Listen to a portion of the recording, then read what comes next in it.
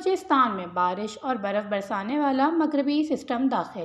مغربی سسٹم کے تحت بلوچستان کے شمال مشرقی اور مغربی ساحلی علاقوں میں موسلا دھار بارش ہوئی اور رات سے سردی کی پہلی برف باری بھی جاری ہے۔ انتظامیہ کی جانب سے بتایا گیا ہے کہ چمن، پشین، قلعہ عبداللہ، نوشکی، دالبدین اور خاران میں گرج چمک کے ساتھ موسلا دھار بارش ہوئی ہے۔ اس کے علاوہ تربت، پسنی اور ماڑا سمیت ساحلی علاقوں میں تیز بارش اور شمال مشرقی بلوچستان میں بھی بارش کے ساتھ تیز طوفانی ہوائیں چلیں۔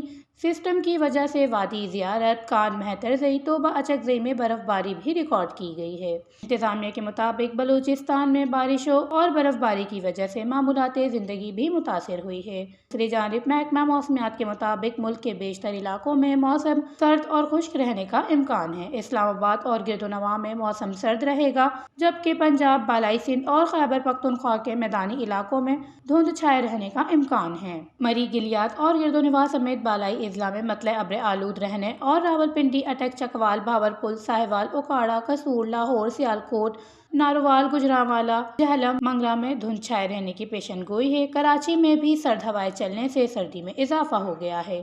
محکمہ موسمیات نے گلگت بلتستان میں چند مقامات پر بارش اور برف باری کی پیشن گوئی کی ہے۔ محکمہ موسمیات نے کراچی اور گردنواں میں بارش کا امکان بھی ظاہر کیا ہے، جبکہ چترال، کوہستان اور مالاکنڈ میں بارش اور پہاڑوں پر برف باری کی پیشن گوئی ہے۔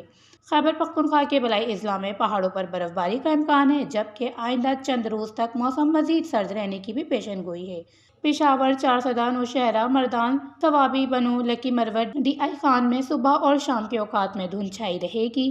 پشاور میں درجہ حرارت 8 ڈگری سینٹی گریڈ ریکارڈ کیا گیا ہے۔ گزشتہ 24 گھنٹوں کے دوران کالام میں درجہ حرارت -6، چترال اور دیر میں -2 ڈگری سینٹی گریڈ ریکارڈ کیا گیا ہے۔